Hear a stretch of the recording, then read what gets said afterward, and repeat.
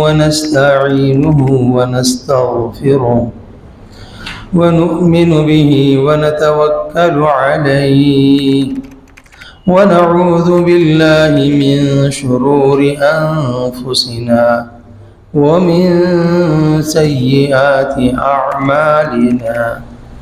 من يهد الله فلا مضل له ومن يضلله فلا هادي له.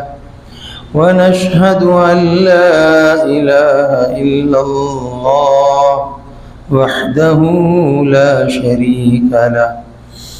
ونشهد أن سيدنا ومولانا محمدا عبده ورسوله الذي أرسل إلى الناس كافة بشيرا ونذيرا وداعيا إلى الله بإذنه وسراجا منيرا. صلى الله عليه وعلى آله وأصحابه وسلم تسليما كثيرا كثيرا. أما بعد، فأعوذ بالله من الشيطان الرجيم. بسم الله الرحمن الرحيم. وعلم آدم الأسماء كلها ثم عرضهم على الملائكة فقال أنبئوني بأسماء هؤلاء إن كنتم صادقين.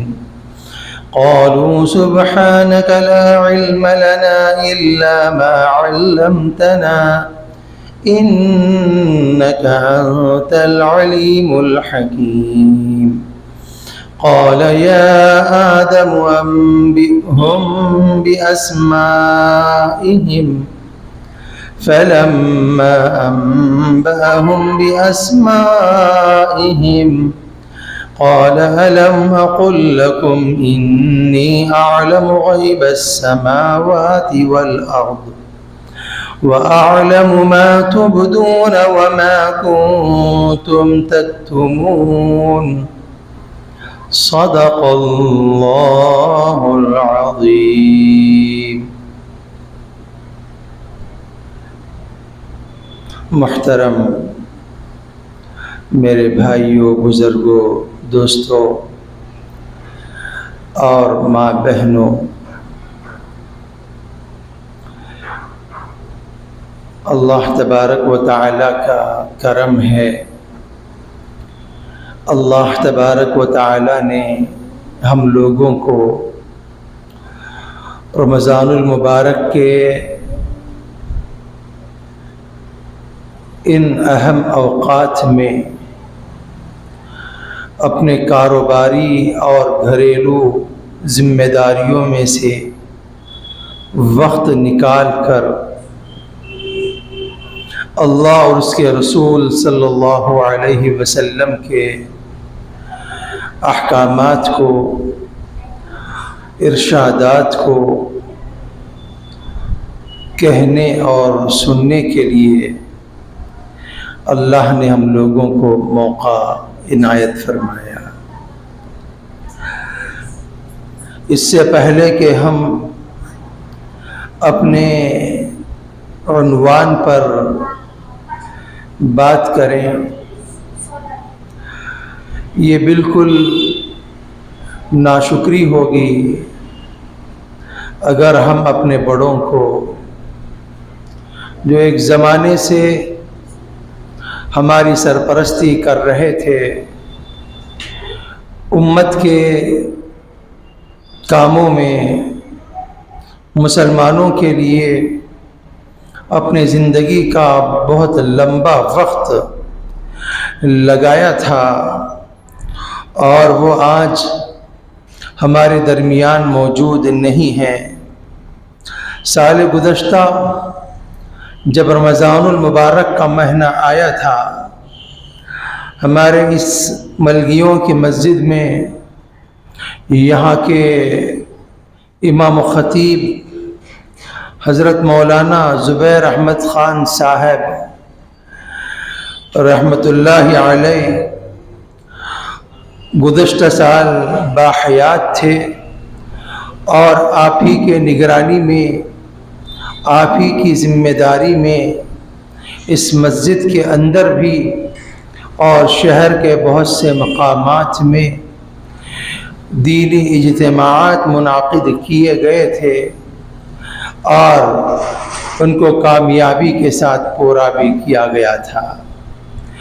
میں آپ تمام حضرات سے، مرد و حضرات سے اور عورتوں سے یہ گزارش کرتا ہوں، ہم اپنی بات کو آگے بڑھانے سے پہلے ایک مرتبہ حضرت مولانا کے روح کو درود و سلام اور ثواب پہنچانے کے لیے 3 مرتبہ سورہ اخلاص، قل هو اللہ احد اللہ الصمد لم یلد ولم یولد ولم یکن لہ کفوا احد پڑھ لیں۔ عورتیں بھی پڑھ لیں، سب نماز میں پڑھتے رہتے ہیں، سب کو یہ صورت یاد رہتی ہے، پڑھ لیں، اور پڑھنے کے بعد نیت کر لیں کہ اللہ تبارک و تعالی اس کا ثواب حضرت مولانا زبیر احمد خان صاحب رحمۃ اللہ علیہ کے روح کو پہنچائے۔ آپ کے بہت سے احسانات ہیں کرنول پر، کرنول کے مسلمانوں پر۔ آپ نے ایسے ایسے کام کیے ہیں شہر میں، وہ کام بہت سے لوگ بھی اگر مل کر کرنا چاہیں تو شاید نہیں کر سکتے۔ ہر انسان ہوتا ہے، ہر ایک سے غلطیاں ہوتی ہیں، ہر ایک کے اندر کمالات رہتے ہیں، خوبیاں رہتی ہیں۔ ہمیں یہ حکم دیا گیا انسان کے کمالات کو، خوبیوں کو ہم دیکھیں، اور ان خوبیوں کے ذریعے سے ہم فائدہ اٹھائیں۔ اگر کسی انسان میں کوئی غلطی دیکھیں، اس غلطی کو چھوڑ دینے، صرف نظر کرنے، معاف کر دینے کا ہم کو حکم دیا گیا۔ انسان فرشتہ نہیں ہوتا کہ وہ غلطی نہ کرے۔ انسانوں میں صرف انبیاء علیہم السلام ہیں جن سے غلطی نہیں ہو سکتی، اللہ نے ان کو معصوم بنایا ہے۔ اس کے علاوہ ہر انسان سے غلطی ہو سکتی ہے۔ فرشتے وہ ہیں، اللہ نے ان کو جیسے بنایا ہے وہ ویسے ہی رہتے ہیں۔ لا یعصون اللہ ما امرہم ویفعلون ما یؤمرون۔ تو بزرگوں اور میری ماں بہنوں، تو جب حضرت مولانا کے ہم پر احسانات ہیں، تو جب وہ آپ ہم سے دور ہو چکے ہیں اور اللہ کے پیارے بن گئے ہیں، اب ہماری ذمہ داری بنتی ہے جو حضرات اپنے رشتہ داروں میں، دوست و احباب میں اور تعلقات میں جو لوگ اس دنیا کو چھوڑ کر رخصت ہو چکے ہیں اور اللہ کے پیارے بن چکے ہیں، ان کو ہم ہمیشہ اپنی دعاؤں میں اور اپنے زکوٰۃ و صدقات میں اور اپنے خیر کے کاموں میں یاد رکھیں اور ان کے لیے دعا کرتے رہیں۔ تو 3 مرتبہ سورہ اخلاص پڑھ لیں اور خود دل میں نیت کر لیں کہ اللہ اس کا ثواب آپ کو پہنچا دے۔ یہ آسان طریقہ ہے ایصال و ثواب کرنے کا۔ بہت سے لوگ یہ سمجھتے ہیں اور ان کو پتہ نہیں ہوتا کہ ہم نے قرآن پڑھ لیا، اب اس کا ثواب ہم کیسے پہنچائیں گے اپنے بڑوں کو؟ اللہ نے کوئی تکلیف نہیں رکھی ہے اس میں۔ ہم دل میں ارادہ کر لیا، ہم نے دل میں سوچ لیا کہ ہم نے جو نیک کام کیا ہے یا فلاں کو پہنچ جائے، اللہ ان کو پہنچا دیتے ہیں۔ اس کے لیے نہ کسی عالم کو، نہ کسی حافظ کو، نہ ہی کسی بزرگ کو بلانے کی ضرورت پڑتی ہے۔ بس اللہ کی طرف اپنے آپ کو متوجہ کرنا ہے اور اللہ کے سامنے ہاتھوں کو اٹھانا اور پھیلانا ہے اور اللہ سے یہ گزارش کرنا ہے کہ اللہ آپ اس پر جو مجھے ثواب دیتے ہیں یہ ثواب آپ فلاں کو پہنچا دیں۔ اللہ پہنچا دیتے ہیں۔ اور یہ بھی یاد رکھ لیں، جب ہم نے کوئی اچھا کام کیا، کوئی نیک عمل کیا اور اس کا ثواب مرحومین تک پہنچا دیا تو اللہ تبارک و تعالی ہمارے اس نیک عمل کا ثواب جہاں مرحومین کو پہنچاتے ہیں، ہم لوگوں کو بھی خالی نہیں رکھتے، ہم کو بھی اس کا اجر اور ثواب پورے کا پورا دیتے ہیں۔ یہ اللہ کا کرم ہے، اللہ کا احسان ہے کہ ہمارا عمل کا ثواب ان کو بھی پہنچاتے ہیں اور ہمارے لیے بھی پورے کا پورا باقی رکھتے ہیں۔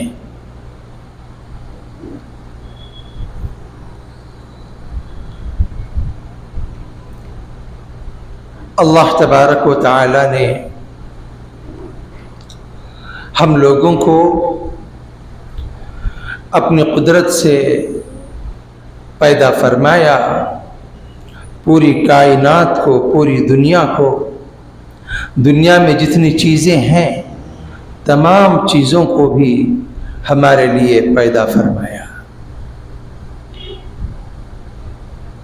جس وقت اللہ تبارک و تعالی انسانوں کو پیدا کرنے کا ارادہ کیا، انسان کو بنانے کا ارادہ کیا، اللہ تبارک و تعالی نے فرشتوں سے کہا کہ میں زمین میں اپنا ایک خلیفہ بنانا چاہتا ہوں، پیدا کرنا چاہتا ہوں۔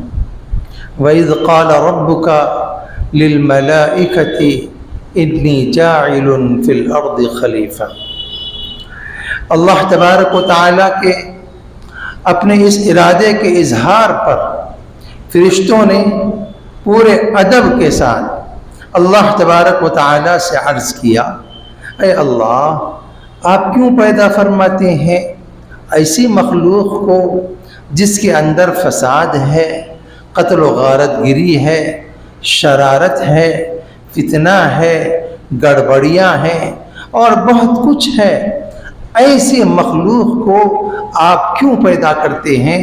آپ کی عبادت کرنے کے لیے، آپ کی بڑائی بیان کرنے کے لیے، آپ کی تسبیح بیان کرنے کے لیے ہم موجود ہیں۔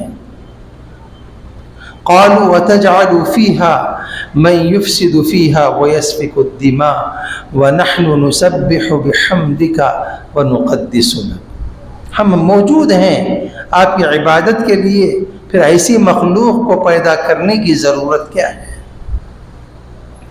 اللہ تبارک و تعالی نے فرمایا، انی اعلم ما لا تعلمون، میں جو جانتا ہوں اس کا تم کو علم نہیں ہے۔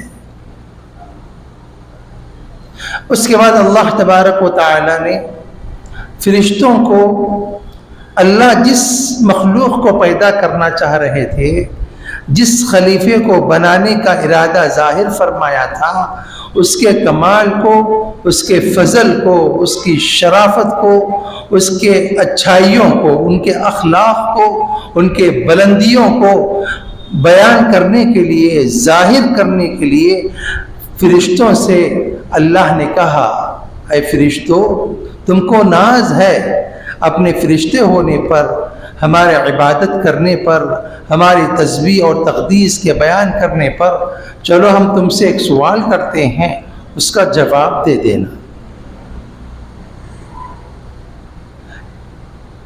ثم عرضهم على الملائکہ، اللہ تبارک و تعالی نے چیزوں کو فرشتوں کے سامنے پیش کیا اور کہا چلو ان کے بارے میں تم بیان کرو، یہ چیز اس کا نام کیا ہے، اس کے فائدے کیا ہیں، اس کے نقصانات کیا ہیں، یہ چیز کیسی ہوگی، کب آئے گی، کیا ہوگا، تم اس کی تفصیلات بیان کرو۔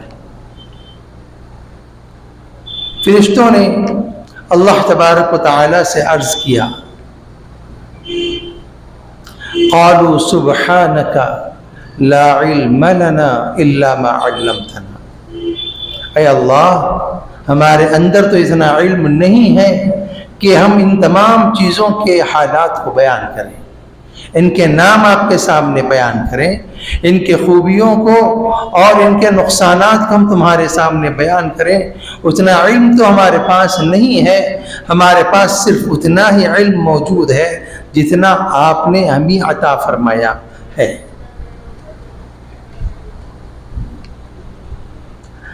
جب فرشتے عاجز آ گئے، اللہ کے سوال کا جواب نہیں دے سکے، اللہ نے حضرت آدم علیہ السلام کو پیدا فرمانے کے بعد حضرت آدم سے کہا، آدم تم بیان کرو۔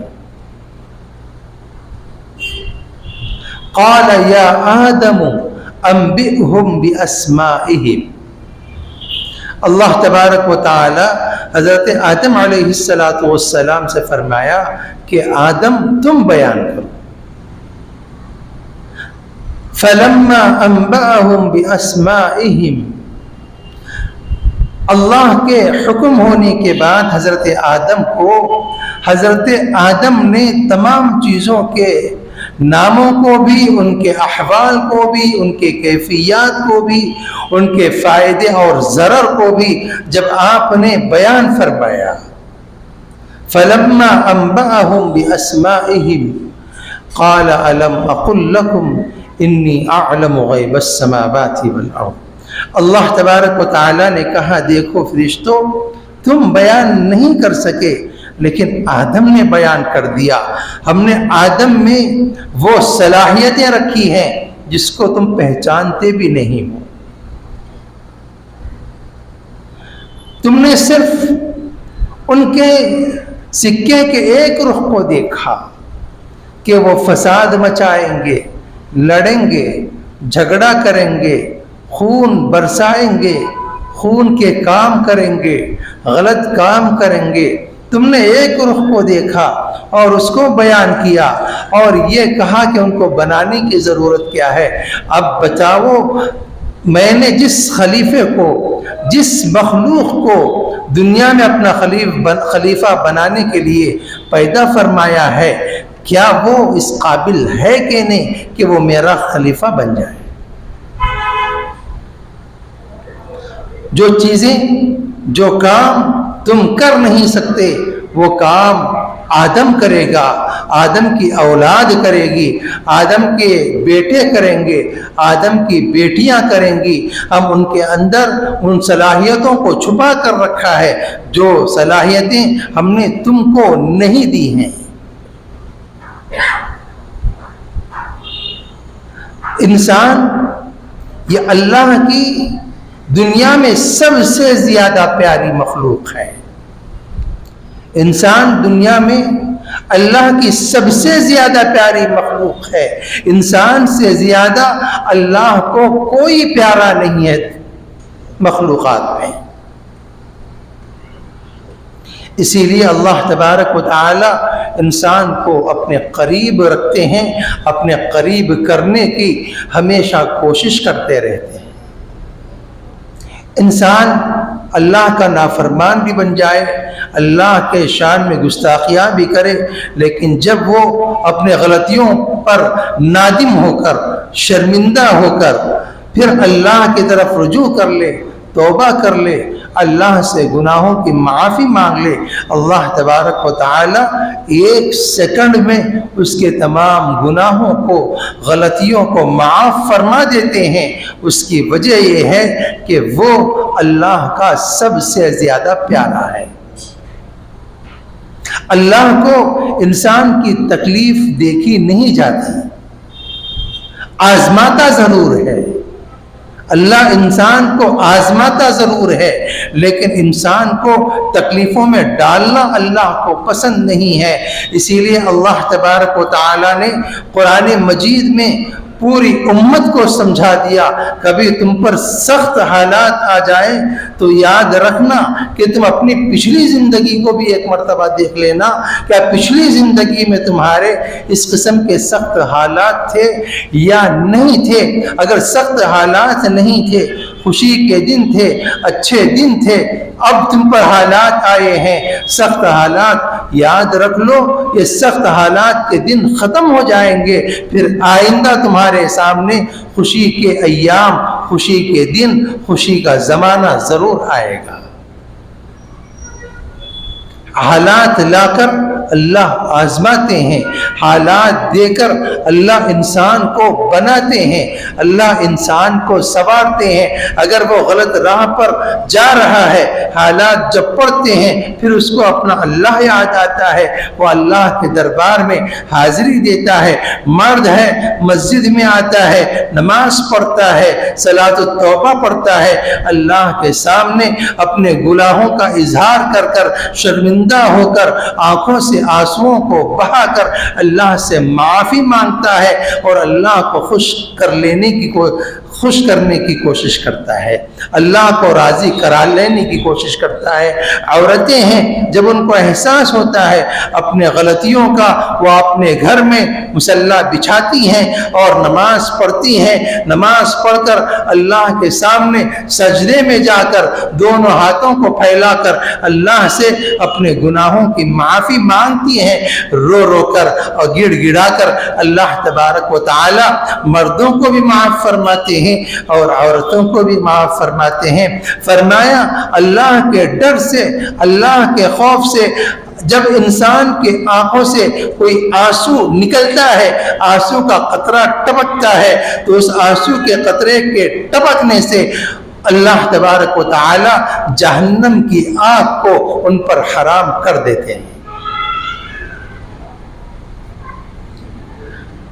تو میرے عزیز بھائیوں، بزرگوں، دوستوں اور ماں بہنوں، اللہ تبارک و تعالی نے مجھ میں اور آپ میں، پورے انسانوں میں بہت سے کمالات رکھے ہیں، اور اس پوری کائنات کو، پوری دنیا کو اللہ تبارک و تعالی نے میرے اور آپ کے فائدے کے لیے، میرے اور آپ کے ضرورتوں کو پورا کرنے کے لیے اللہ نے بنایا ہے۔ یہ سورج کا روزانہ نکلنا اور وقت پہ چلتے رہنا اور روزانہ ڈوب جانا اور چاند کا رات کے اوقات میں نکلنا، صبح سویرے اس کا ڈوب جانا، یہ اللہ کے حکم کے مطابق یہ روزانہ میرے اور آپ کے کام کے لیے مسلسل کام کر رہے ہیں، اپنے ہی راستے پر چل رہے ہیں۔ اور اللہ تبارک و تعالی اس نظام کو ہمارے لیے بنایا ہے اور چلا رہے ہیں۔ تھوڑی دیر کے لیے ہم اور آپ سوچیں، قل ارأيتم ان جعل الله عليكم الليل سرمدا الى يوم القيامة من اله غير الله يأتيكم بضياء افلا تسمعون۔ رات آئی، میں سو گیا اور آپ سو گئے، رات کی تاریکی چھا گئی۔ تھوڑی دیر کے لیے سوچیں، اگر صبح ہی نہیں ہوئی تو کیا ہوگا؟ ہے کوئی ایسی طاقت جو صبح کو لے کر آئے، رات کی تاریکی کو ختم کر دے، رات کی تاریکی کو چھانٹ دے اور روشنی عطا فرمائے؟ ان جعل اللہ علیکم اللیل سرمدا الی یوم القیامہ، اگر اللہ رات ہی رکھ دے تو پھر صبح کون کرے گا؟ من الہ غیر اللہ یأتیکم بضیاء، اللہ کے علاوہ کس کی طاقت ہے، کون ہے جو روشنی لے کر آئے، دن لے کر آئے؟ اس کے الٹ پھر سوچ کر دیکھ لیں، قل ارائیتم ان جعل اللہ علیکم النہار سرمدا الی یوم القیامہ من الہ غیر اللہ یأتیکم بلیل تسکنون فی۔ اگر اللہ تبارک و تعالی سورج نکالنے کے بعد، دن دینے کے بعد ہمیشہ کے لیے دن ہی کو رکھ دے اور رات نہ لائے، پھر کون ہے جو رات کو لا سکتا ہے، جس کے اندر میں اور آپ سکون حاصل کر سکیں؟ اللہ کے علاوہ کوئی دن کو رات میں بدل نہیں سکتا، کوئی رات کو دن میں بدل نہیں سکتا، یہ اللہ ہی کی اپنی طاقت ہے۔ ہمارے لیے سورج کو بھی نکال رہے ہیں، دن کو لا رہے ہیں، سورج کو ڈبو رہے ہیں، رات کو لا رہے ہیں، اور ہمیں چین و راحت کی نیند سونے کا موقع ہم کو دے رہے ہیں۔ اللہ کی یہ ذات، اللہ تبارک و تعالی ہم سے اتنا زیادہ پیار و محبت کرتے ہیں، جس کی وجہ سے پوری کائنات کو، پوری دنیا کو، یہاں تک کہ اللہ نے اپنے فرشتوں کو بھی میرے اور آپ کے کام پر لگا رکھا ہے۔ اللہ نے فرشتوں کو بھی میرے اور آپ کے کام کے لیے لگا رکھا ہے۔ مثال کے طور پر جب بارش برستی ہے، آسمانوں سے اللہ برساتے ہیں پانی کو، کتابوں میں موجود ہے، ہر قطرے کے ساتھ، بارش کے ہر قطرے کے ساتھ ایک فرشتہ نازل ہوتا ہے اور اس قطرے کو زمین پر چھوڑ کر چلا جاتا ہے۔ بارش جب برستی ہے، کتنے قطرے آسمان سے زمین پر برستے ہیں، تو آپ اندازہ لگائیں، جتنے قطرے برستے ہیں اتنے فرشتے زمین پر ان قطروں کو لے کر اترتے ہیں، نازل ہوتے ہیں۔ علماء نے فرمایا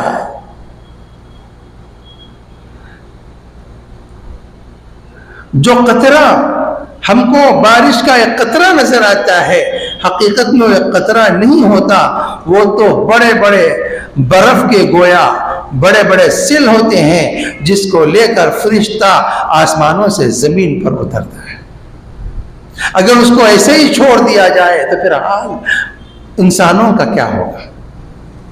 کبھی کبھار میں اور آپ دیکھتے ہیں، جب زور کی بارش ہوتی ہے تو ایس کے چھوٹے چھوٹے ڈلے گھروں پر باہر گرتے نظر آتے ہیں، اور ہم لوگ دیکھو کہتے ہیں اولے گر رہے ہیں، اولے گر رہے ہیں۔ اگر وہ اولے بڑے بڑے ایس کے سل کے اور پہاڑوں کے جیسے اگر گر جائیں تو ہمارا حال کیا ہوگا؟ تو اللہ میرے اور آپ کے کام پر فرشتوں کو بھی لگا رکھا ہے۔ پھر میری اور آپ کی ذمہ داری کیا ہے؟ اللہ نے مجھے اور آپ کو کیا ذمہ داری دی ہے؟ سورج میرے لیے کام کر رہا، چاند میرے لیے کام کر رہا، ہوائیں میرے لیے کام کر رہی، دنیا کی ہر چیز میرے لیے کام کر رہے ہیں، یہاں تک کہ فرشتے بھی میرے لیے کام کر رہے ہیں، تو پھر میں کس کے لیے کام کروں؟ فرمایا وَمَا خَلَقْتُ الْجِنَّ وَالْإِنسَ إِلَّا لِيَعْبُدُونَ، میرا اور آپ کا کام اللہ کا حکم پورا کرنا ہے۔ اللہ نے ہم لوگوں کو جو کام دیا ہے وہ کام یہ ہے کہ میں اور آپ اللہ کے حکم کو اپنی پوری زندگی میں پورا کرتے رہیں۔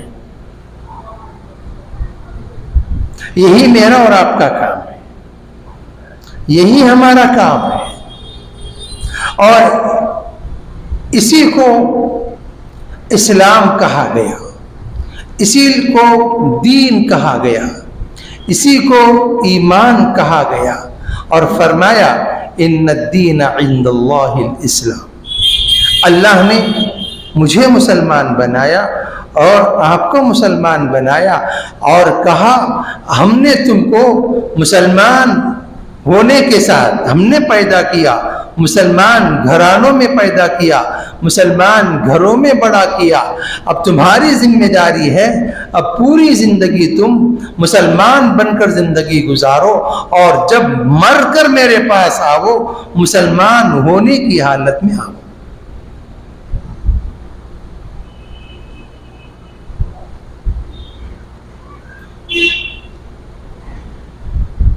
اللہ نے مسلمان پیدا کیا، اور ایک مرتبہ سن لیں، اللہ نے ہم سب کو مسلمان پیدا کیا، مسلمان گھروں میں پیدا کیا، ہمارا نام مسلمان ہے۔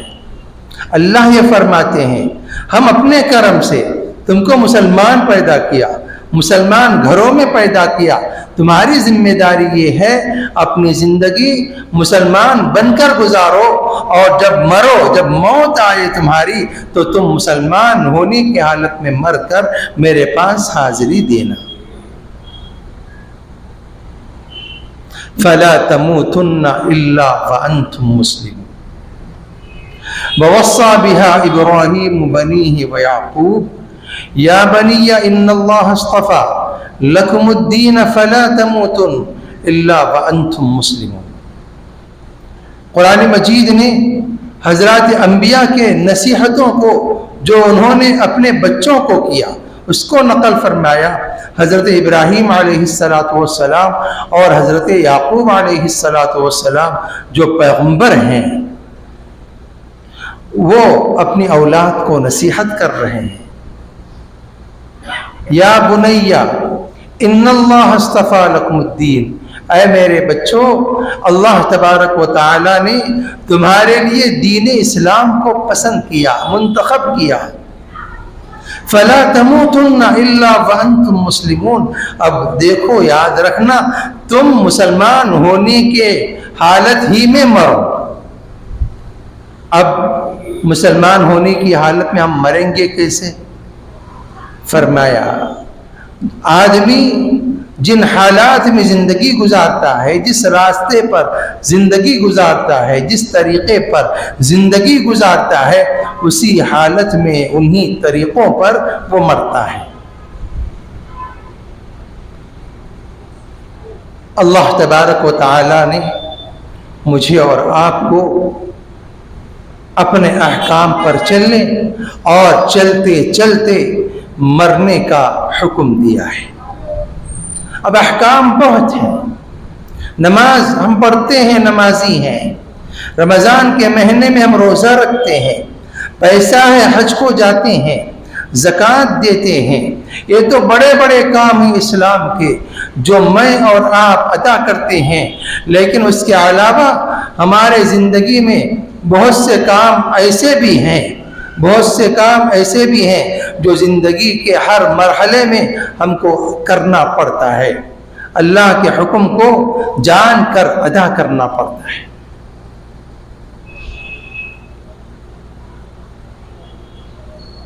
انہی میں سے اللہ نے جن چیزوں کو میرے اور آپ کے فائدے کے لیے پیدا فرمایا ہے، ایک چیز ہے mobile phone, smart phone, internet. یہ بھی ایک چیز ہے جو انسان کے فائدے کے لیے اللہ تبارک و تعالی نے وجود میں لانے کا ارادہ فرمایا۔ میں نے شروع میں آپ کے سامنے آیت بیان فرمائی اور حضرت آدم کے کمال کو جو اللہ نے فرشتوں کے سامنے رکھا، اس کو کہا کہ حضرت آدم علیہ السلام نے اللہ کے حکم پر ہر چیز کے ناموں کو، ہر چیز کے حالات و کیفیات کو بیان فرمایا۔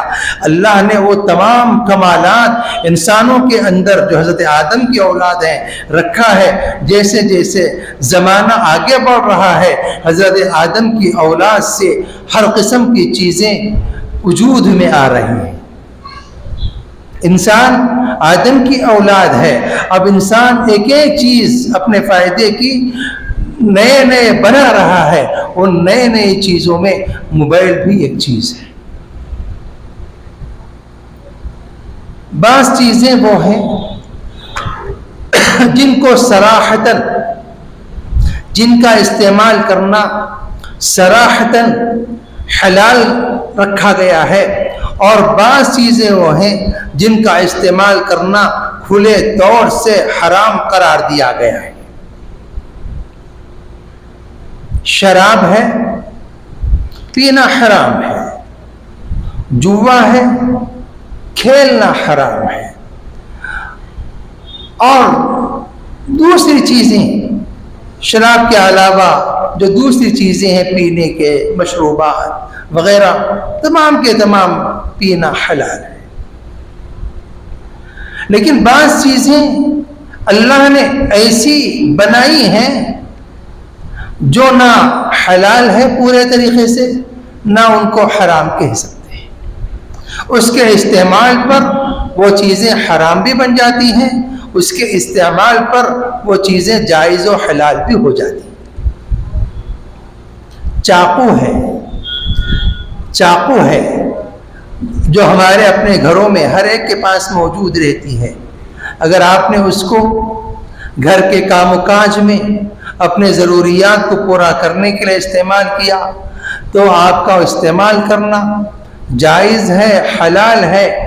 اگر آپ اللہ کا یہ حکم سمجھ کر کہ میں اپنے گھر والوں کی خدمت کروں، ان کے لیے پکاؤں کھلاؤں، اس پر اللہ مجھے اجر دیں گے، آپ نے یہ سوچ کر اس چاقو سے کاٹا تو آپ کا کاٹنا ترکاریوں کو، آپ کا کاٹنا گوشت کو، آپ کا کاٹنا پھل اور پھلاریوں کو، اس پر بھی آپ کو اللہ تبارک و تعالی ثواب عطا فرماتے ہیں۔ اس کے بالمقابل ہم نے اسی چاقو سے کسی کو بھونکا، کسی کے ہاتھ کو کاٹا، کسی کو نقصان پہنچایا تو پھر وہ کام غلط ہوگا، اس سے ہم کو گناہ ہوگا۔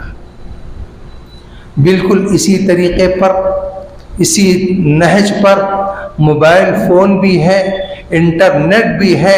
اچھے کاموں کے لیے اگر آپ استعمال کر رہے ہیں، استعمال کرنا جائز ہے۔ اگر اس کے اندر غلط چیزوں کو ہم دیکھ رہے ہیں، اس کا استعمال کرنا حرام ہو جائے گا۔ آپ نے دینی معلومات کے لیے اور دنیاوی کاموں کے لیے جو صحیح ہیں، بزنس کے لیے آپ نے موبائل کا استعمال کیا، اشتہار کے لیے آپ نے موبائل کا استعمال کیا، کسی سے گفتگو کرنے کے لیے آپ نے موبائل کا استعمال کیا، کسی کو فائدہ پہنچانے کے لیے آپ نے موبائل کا استعمال کیا۔ جتنے اچھے کاموں کے لیے آپ موبائل کا استعمال کرتے ہیں تو موبائل کا استعمال کرنا جائز ہوگا۔ اس کے بالمقابل ہم نے موبائل کو استعمال کیا غلط چیزوں کو پھیلانے کے لیے، غلط کام کرنے کے لیے، تو پھر اس موبائل کا استعمال کرنا جائز نہیں ہوگا، حرام ہوگا۔ آج کے اس دور میں مجھے اور آپ کو، ہر مسلمان کو، مرد کو، عورت کو، بڑوں کو، بچوں کو، نوجوانوں کو یہ سوچنے کی ضرورت ہے، غور کرنے کی ضرورت ہے کہ میں جو موبائل استعمال کر رہا ہوں، اس موبائل کا استعمال کرنے میں کیا میں اللہ اور اس کے رسول صلی اللہ علیہ وسلم کے احکامات کا، ارشادات کا حق ادا کر رہا ہوں یا احکامات کو توڑ رہا ہوں؟ یہ سوچنے کی اور غور کرنے کی ضرورت ہے۔ موبائل سے جہاں فائدے ہیں، موبائل سے وہیں نقصانات بھی ہیں۔ رسول اللہ صلی اللہ علیہ وسلم سے اللہ تبارک و تعالی نے فرمایا، اے پیغمبر، یسألونک عن الخمر والمیسر، لوگ تم سے شراب کے بارے میں، جوے کے بارے میں پوچھتے ہیں۔ قل فیہما اثم کبیر ومنافع للناس، شراب میں اور جوے میں لوگوں کے لیے تھوڑا سا فائدہ ہے، لیکن اس کا گناہ، اس کا نقصان بہت زیادہ ہے۔ اس لیے شراب جائز نہیں، جوا کھیلنا بھی جائز نہیں۔ موبائل سے فائدے تھوڑے ہیں لیکن اس کے نقصانات بھی بہت زیادہ ہیں۔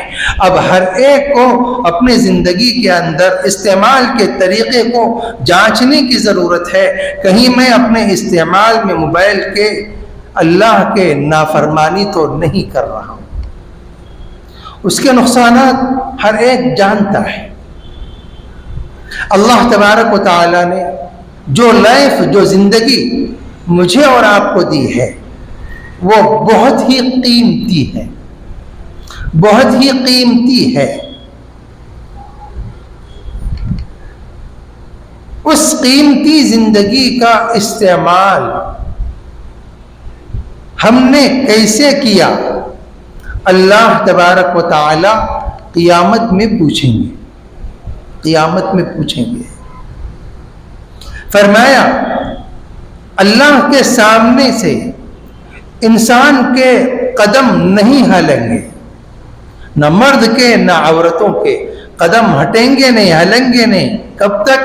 جب تک کہ اللہ یہ سوال نہ کر لے، یہ پوچھ نہ لے تمام انسانوں سے کہ بتاؤ میں نے تم کو زندگی دی تھی، تم نے اس زندگی کو کیسے گزارا، اس زندگی کو کیسے گزارا؟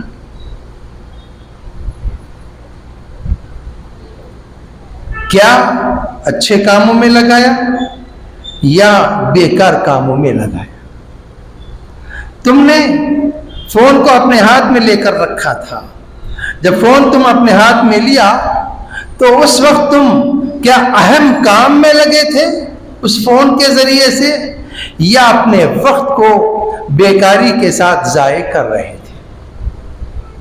جب ہم فون کو استعمال کریں گے ہمارے ذہن میں یہ ہونا چاہیے کہ اللہ تبارک و تعالی اس وقت کے تعلق سے مجھ سے سوال کریں گے کہ تم نے زندگی کیسے گزارا۔ خصوصاً نوجوانوں سے اللہ پوچھیں گے، ہر ایک سے پوچھیں گے، ہر انسان سے پوچھیں گے ہم نے زندگی میں جوانی کا زمانہ بھی تم کو دیا تھا، اس جوانی کے زمانے کو تم نے کیسے پرانا کیا، کیسے اس کو استعمال کیا۔ پوری زندگی کا حساب بھی ہوگا اور اس پوری زندگی میں خصوصاً حساب جوانی کے زمانے کا بھی ہوگا۔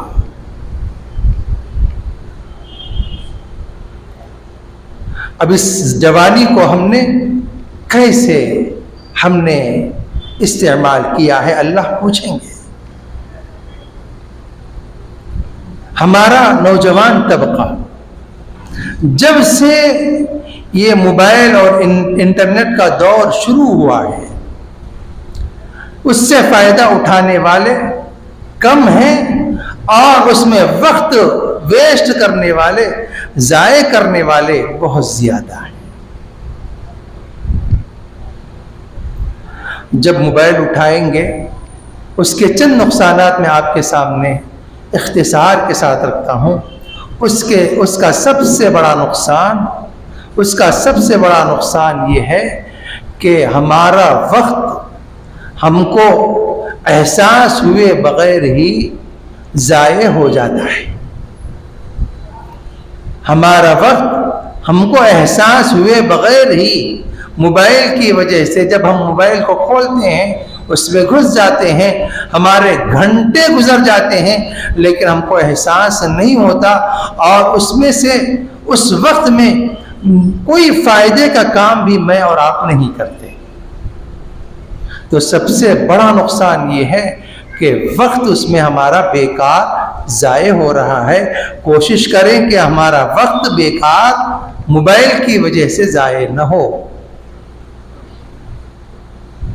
اللہ کو جواب دینا ہے، اس کو یاد رکھ لیں۔ دوسرا نقصان موبائل کی وجہ سے گھر کے ماحول میں، دوست و احباب کے ماحول میں دوریاں پیدا ہو رہی ہیں۔ ہر ایک کے پاس فون ہے، حالانکہ ایک ہی مجمع میں رہتے ہیں، ایک ہی جگہ رہتے ہیں، لیکن سب ایک دوسرے سے بے تعلق ہیں۔ ایک زمانہ وہ تھا جب عورتیں اپنے گھروں میں جمع ہوتی یا کہیں جمع ہوتی، سب آپس میں بیٹھ کر آپس میں بات کرتی، ایک دوسرے کے ساتھ محبت کی باتیں ہوتی، کام و کاج کی باتیں ہوتی، گھریلو زندگی کو اچھے کرنے کی باتیں ہوتی، ایک اچھا ماحول رہتا۔ اور مردوں میں بھی جب جمع ہوتے تو ایک فیچر بنانے کا، مستقبل بنانے کا، کام و کاج کا، دینداری کا وغیرہ کا آپس میں گفتگو ہوتی، باتیں ہوتی، ایک اچھا ماحول رہتا تھا۔ لیکن جب سے یہ موبائل آیا، ہر ایک کے پاس موبائل ہے، گھر میں سب موجود ہیں، ہر عورت کے پاس ایک موبائل اور سب اپنے موبائل میں گھسے ہوئے ہیں، ہر مرد کے پاس ایک موبائل، سب موبائل میں گھسے ہوئے ہیں، سب ایک دوسرے سے بے تعلق ہو چکے ہیں۔ جب ایک دوسرے سے بے تعلق ہو گئے تو محبتیں بھی آہستہ آہستہ سب سے ختم ہو رہی ہیں۔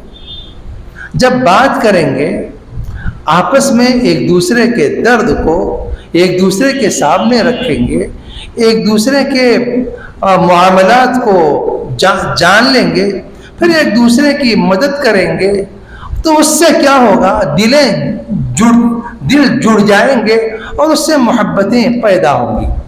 لیکن جب تعلق موبائل کی وجہ سے ہر ایک اپنی دنیا میں ہے تو پھر اس کی وجہ سے دوریاں بڑھ رہی ہیں، یہاں تک کہ گھر کے اندر شوہر بھی ہے، بیوی ہے، باپ ہے، ماں ہے، بیٹا ہے، بیٹی ہے، ہر ایک کے پاس اپنا اپنا فون ہے، ماں بھی فون میں، باپ بھی فون میں، بیٹا بھی فون میں، بیٹی بھی فون میں، شوہر بھی فون میں، بیوی بھی فون میں، خود گھر کے خاص افراد میں بھی تعلق نہیں رہا۔ پھر گھر کیسے بنے گا؟ گھر کیسے بنے گا؟ حضرت محمد الرسول اللہ صلی اللہ علیہ وسلم جب اپنے گھر جاتے آپ کا طریقہ بیان فرمایا گیا۔ گھر میں قدم رکھتے وقت آپ اتنی آواز سے سلام کرتے، اگر کوئی امہات المؤمنین جاگ رہی ہیں تو وہ سلام کو سن لیتی اور جواب دے دیتی، اگر آرام فرما رہی ہوتی تو ان کے نیند میں خلل نہیں ہوتا۔ اس انداز میں آپ اپنے گھر میں داخل ہوتے ہوئے سلام کر کر داخل ہوتے، اور پھر گھر میں اندر جانے کے بعد گھر کے کام و کاج، کبھی حضرت عائشہ آٹا گوندھ رہی ہیں، آٹا ملا رہی ہیں، رسول اللہ صلی اللہ علیہ وسلم بھی آٹا ملانے میں ساتھ دے رہے ہیں، گھر کے کام کاج میں ساتھ دے رہے ہیں۔ اس سے کیا ہوتا ہے؟ بیوی کا اپنے شوہر کے تعلق سے بیوی کے دل میں عظمت و محبت بڑھ جاتی ہے، اور بیویاں بھی اپنے شوہر کا پورا خیال رکھا کرتی ہیں۔ تو گھر کا ماحول گھر کے جیسے رہا کرتا تھا۔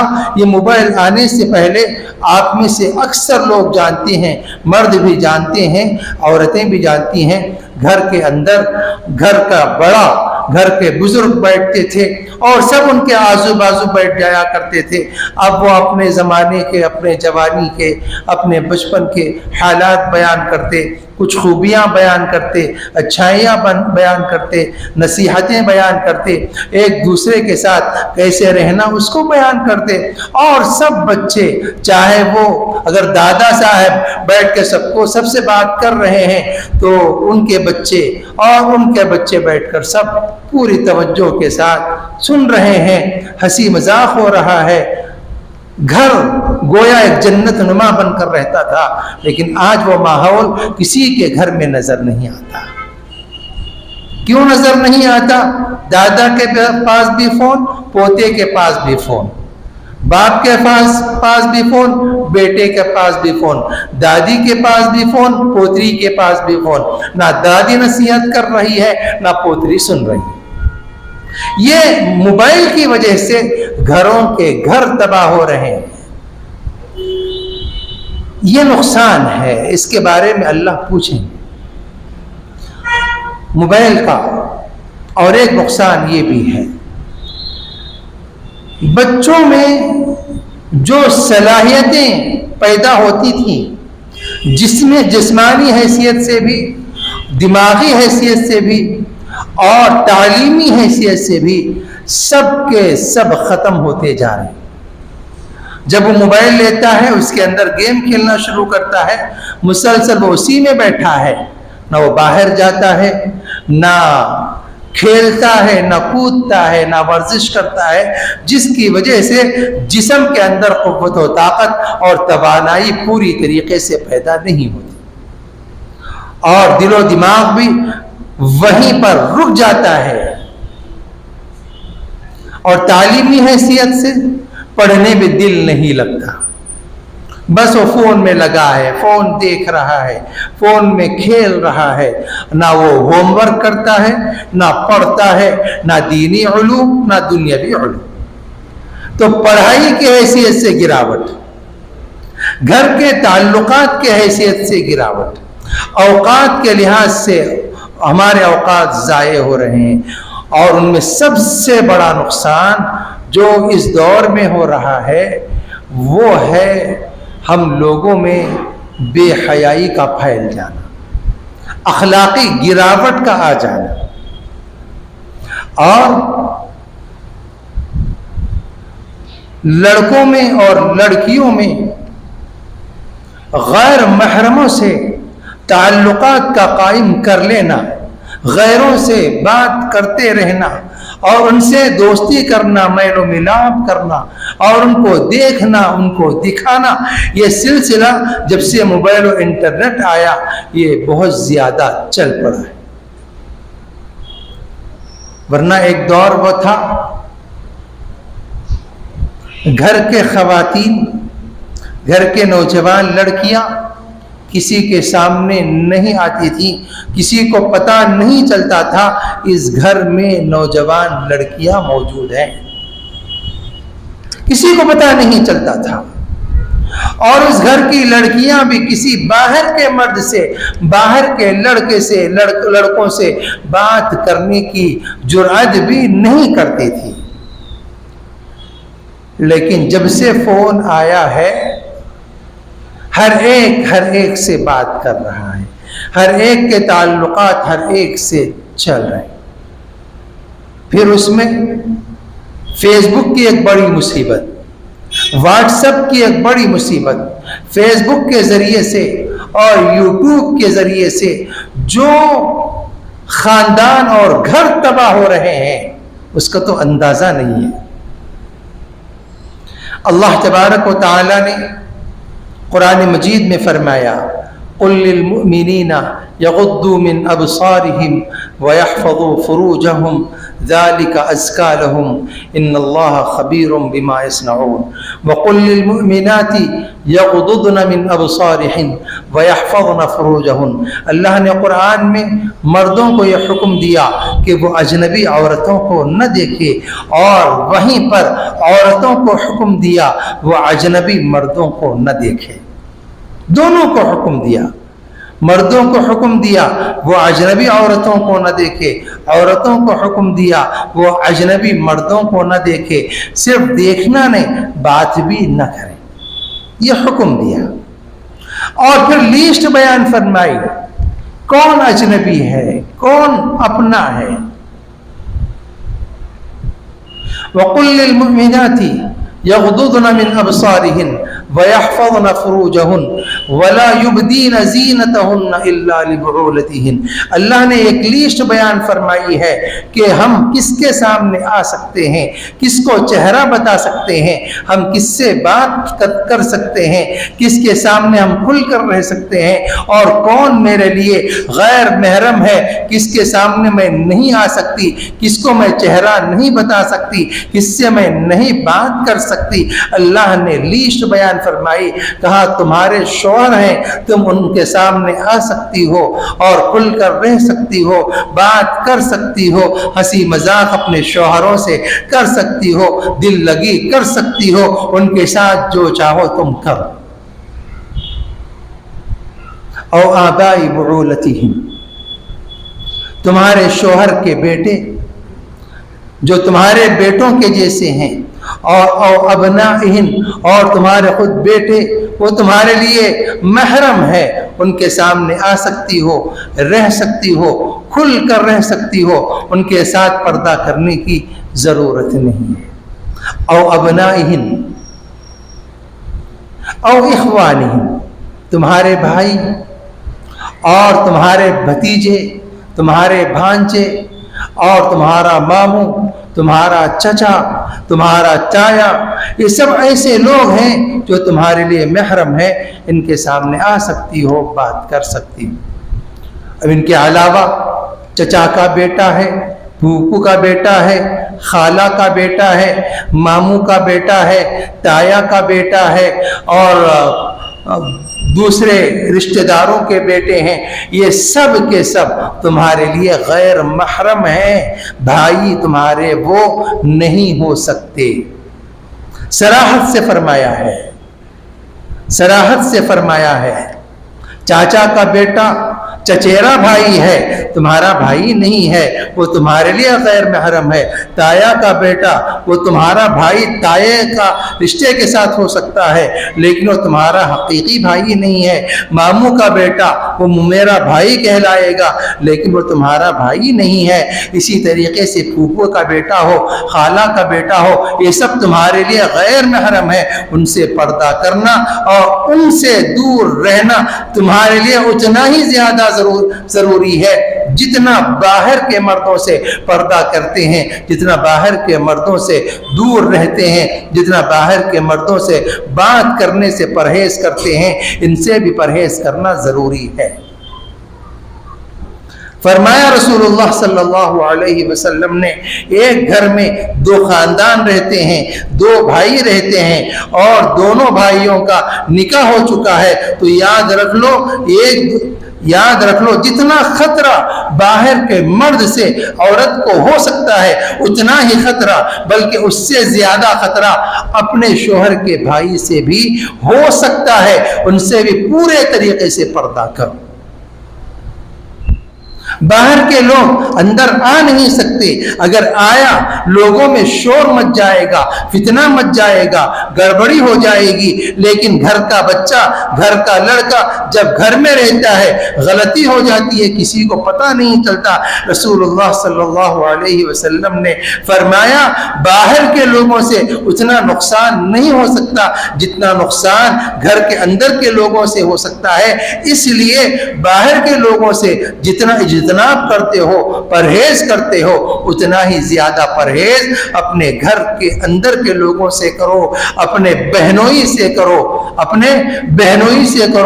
اپنے شوہر کے بھائیوں سے کرو، اپنے ماموں کے بچوں سے کرو، اپنے چاچا کے بچوں سے کرو، اپنے خالہ کے بچوں سے کرو، اپنے پھوپھو کے بچوں سے کرو، اس لیے کہ وہ گھر کے اندر آتے ہیں، گڑبڑی اگر ہو گئی تو اللہ کی نافرمانی میں وہ بھی مبتلا ہو جائیں گے، تم بھی ہو جائیں گے، اور ذلت و رسوائی دونوں کو دیکھنا پڑے گا۔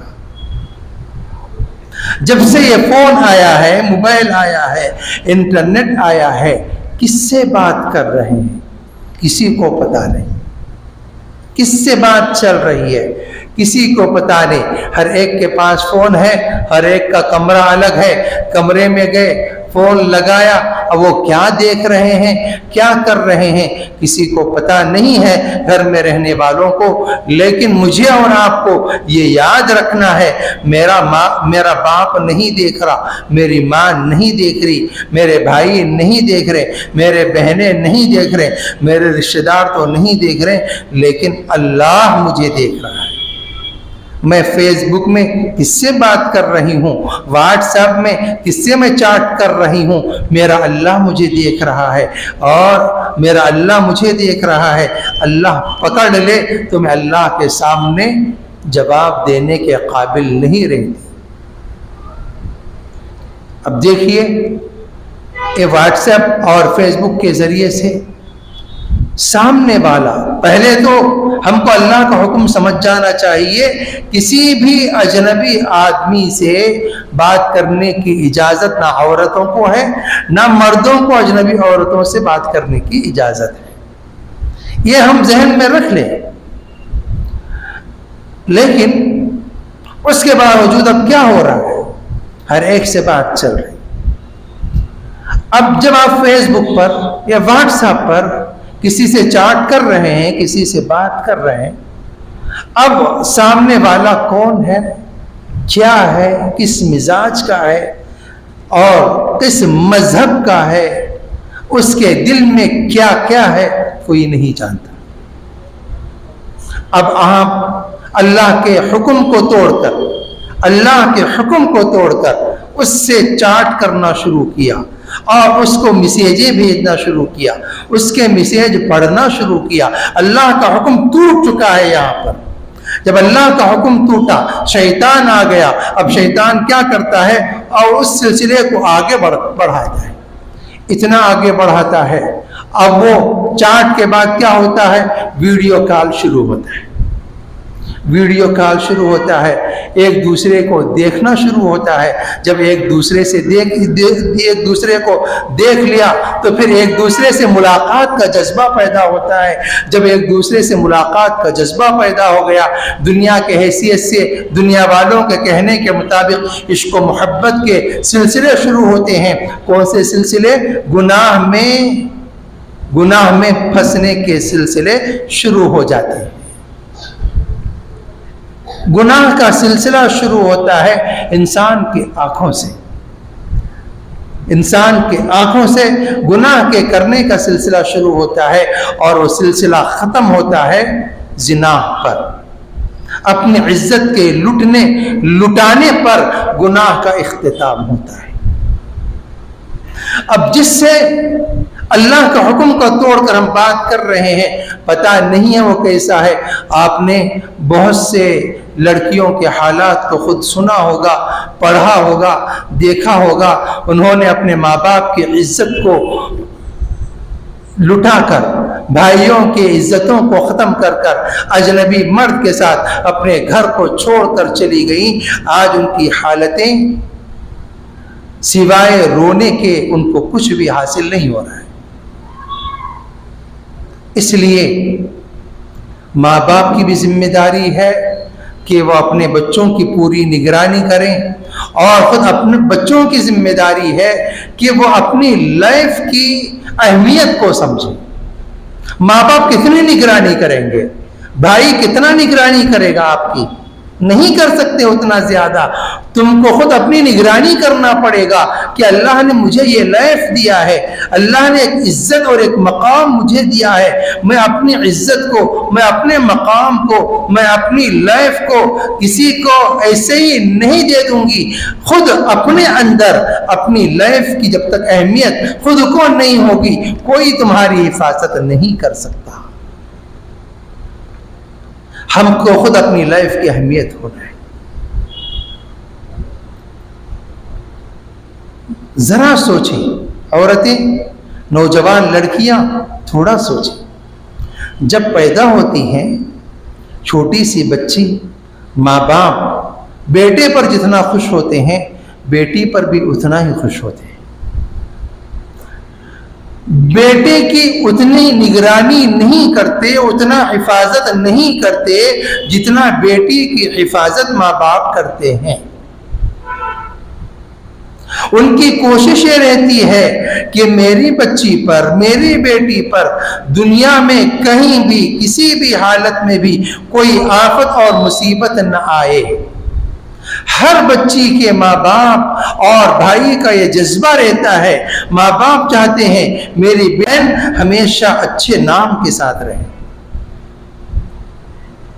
اسی لیے وہ تمہاری حفاظت کرنے کے لیے اپنی پوری قوت و طاقت کو لگا دیتی ہے۔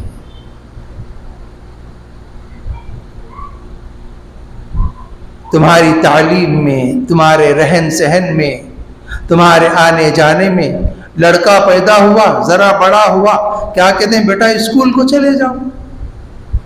وہ چلا جاتا ہے، سائیکل دلا دی، وہ چلا جاتا ہے، پیدل چلا جاتا ہے۔ لیکن لڑکی کا مسئلہ جب آتا ہے، باپ خود اپنے گاڑی پر، اپنے سائیکل پر بچی کو لے کر جا کر اسکول چھوڑ آتا ہے، اپنے کاموں کو چھوڑ کر، پھر اسکول سے لے کر خود اپنے کاموں کو چھوڑ کر گھر لے کر آتا ہے۔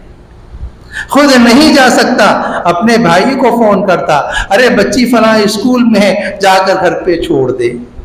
یا بچی کے ماموں کو فون کرتا ہے، ارے تمہارے بھانجی فلاں جگہ ہے، اپنے گھر لے جا کر چھوڑ دے اس کو۔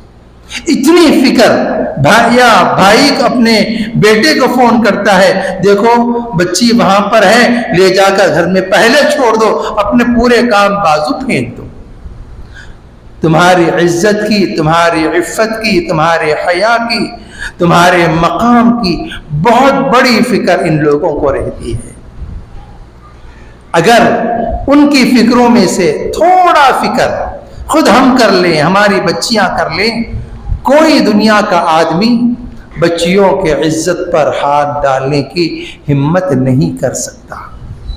اسی لیے اللہ تبارک و تعالی نے اپنے پیاری بندیوں سے کہا، دیکھو اپنے لیے، ہمارے لیے اور اپنے لیے یاد رکھنا، کسی بھی اجنبی مرد کو پہلی تو چیز یہ ہے تم نہ دیکھنا، تم نہ دیکھنا اور بات نہ کرنا۔ کبھی مجبوراً بات کرنے کی ضرورت پڑی تو بھی سخت آواز میں بات کرنا، پیارے انداز میں نہیں، سخت انداز میں بات کرنا۔ تمہارے سخت انداز کو دیکھ کر وہ چمک جائے اور کبھی بات کرنے کی ہمت وہ تم سے نہ کرے۔ یہ پوری نصیحتیں اللہ تبارک و تعالیٰ نے قرآن مجید میں ہمارے اچھائی کے لیے، بھلائی کے لیے، عزت کے لیے اور چین و سکون کی زندگی کے لیے بیان فرمائے ہیں۔ اگر ہم اس پر عمل کر لیں، مرد بھی عمل کر لیں، عورتیں بھی عمل کر لیں، تو ہمارا گھر ہمیشہ باعزت رہے گا، ہماری عزتیں ہمیشہ محفوظ رہیں گی، ماں باپ کا نام بلند ہوگا، بھائی تم پر فخر کریں گے اور تمہارے شوہر جو آگے آئیں گے وہ تمہارا نام پورے رشتہ داروں میں لیں گے اور کہیں گے بھائی مجھے ایسی بیوی ملی ہے، اگر دنیا بھی نہ ملے صرف وہ ایک مجھے مل جائے تو بس ہے، میں بہت خوش ہوں۔ تمہارے اخلاق، تمہاری حیا، تمہاری شرم، تمہاری عزت، یہی ایک شوہر کو اس کی ضرورت ہوتی ہے اور اسی پر وہ اپنے آپ کو قربان کر دیتا ہے۔ اللہ تبارک و تعالی مجھے اور آپ کو سمجھا دے اور اپنی اہمیت کو سمجھ کر اللہ کے پورے احکام پر پورے طریقے سے ہم لوگوں کو عمل کرنے کی توفیق عطا فرمائے۔ آمین۔ وآخر دعوانا ان الحمد للہ رب العالمین۔